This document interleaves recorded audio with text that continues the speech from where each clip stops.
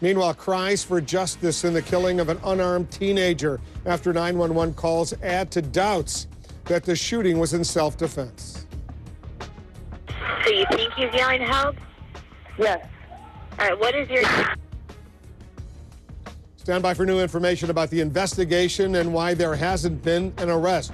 New 911 calls from neighbors desperately crying for help. It's probably going to be best if you stay inside your home for the time being, okay? I know, but I can't believe someone is killed. He was saying help. Why didn't someone come out and help him? This is the story that's sparked outrage across the United States. Now the Justice Department right here in Washington might be getting involved. And federal authorities are looking at the shooting death of an unarmed teenager in Florida after chilling 911 calls are released. They always get away. Are you following him? Yeah. Okay, we don't need you to do that. Okay.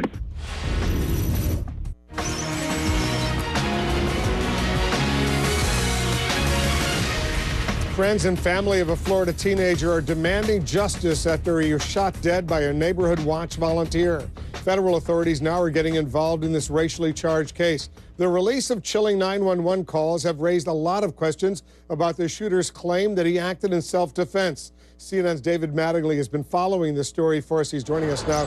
David, what's the latest?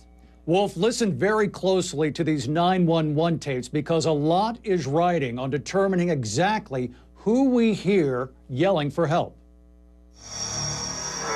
Listen as calls to 911 tell the story of a tragedy in the making. They always get away. That's the voice of Neighborhood Watch Captain George Zimmerman, apparently frustrated by recent break-ins. He gives a dispatcher his poor first impression of Trayvon Martin, walking alone and acting strangely. This guy looks like he's up to no good or he's on drugs or something. Less than a minute later, Martin is running away. Zimmerman gets out of his car. Are you following him? Yeah. Okay, we don't need you to do that. Okay. But instead, Zimmerman and Martin end up fighting, and a neighbor calls 911. 911, do you need police, fire, medical? Maybe both. I'm not sure. There was just someone screaming outside. In the background, listen for the sound of a fight and a panicked voice yelling for help, followed by a gunshot. And is it a male or female? It sounds like a male. And you don't know why? I don't know why. I think they're yelling help, but I don't know. Just send someone quick. Say, stop. So you think he's yelling help?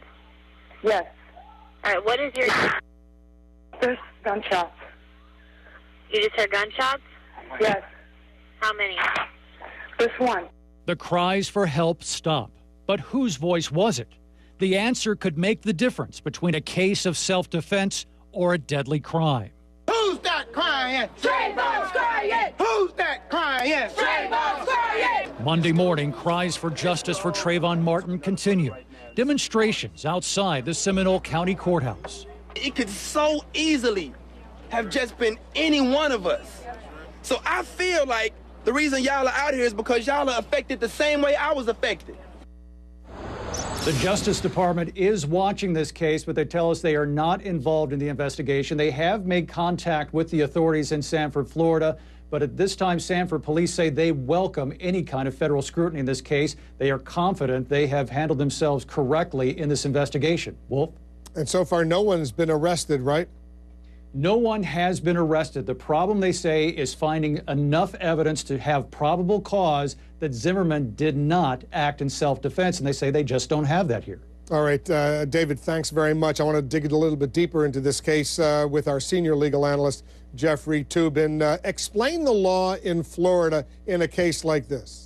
Well, Wolf, I think the clearest way to do it is to talk about the law in other states. In most other states, there's what's called a duty to retreat. Duty to retreat. You have to step back in a threatening situation. In 2005, Florida changed the law, and they have what's called the stand your ground defense, which means if you reasonably feel threatened, you can use deadly force in response. And as a result, there have been several cases where people have shot unarmed people and not been prosecuted because of this stand your ground law. It gives a lot of, it gives self-defense a much broader interpretation than in most other states. As you know, there are now really strong calls on the Justice Department in Washington to get directly involved and investigate, bring the FBI in. How does that unfold? What's going on? Well, what would, if the FBI were to get involved, they would have to investigate, or if they wanted to prosecute, they would have to find that Zimmerman, the shooter, shot this young man because he was black, that it was a civil rights crime. You don't need that sort of intent if it's just a state offense. That's hard to do, to find that sort of motive, especially in a situation here where, at least at this point, we don't have any witnesses to what actually went on. There's an audio tape, there are suggestions of what happened, but in terms of who approached who first, who is the only witness at this point is Zimmerman himself, and obviously he's not going to talk to the authorities. And because the notion, the stories out there have suggested that the young teenager had gone to the store, he had like some Skittles, maybe a soft drink, a bottle in his hand. Is that enough to justify potentially that this guy may have felt threatened by this? Again, it's really hard to say in the abstract. You need more information. But it is true under Florida law that unarmed people have found to be threatening to armed people who have then shot them and not been prosecuted. I mean, this is an unusual law that really gives a broad definition of self-defense, so it is not out of the question that even if, as it appears clear, this young man was not armed, it could be found legitimately to be self-defense under Florida law. But, you know, it's important to do a lot more investigation, find eyewitnesses, the whole, you know, anything possible that can corroborate or not Zimmerman's story. Well, the 911 dispatcher clearly says, should I follow him? And the 911 dispatcher says, do not do that. But apparently Zimmerman did continue to follow this teenager. What, if anything, does that mean legally as far as Zimmerman is concerned? Well, it's certainly not good for Zimmerman. It doesn't help his case, but it doesn't completely rule out a stand your ground defense either, because it depends what happened at that point.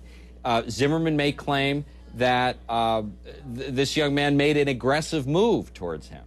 Again, we don't know the facts there. Certainly, that's a bad fact for Zimmerman, the fact that the 911 operator said, leave him alone. But under Florida law, that's not the end of the story. He could still be threatened if the right circumstances took place. So it's obviously a complicated situation. We'll see what happens. A lot of outrage, though, across the country on this story.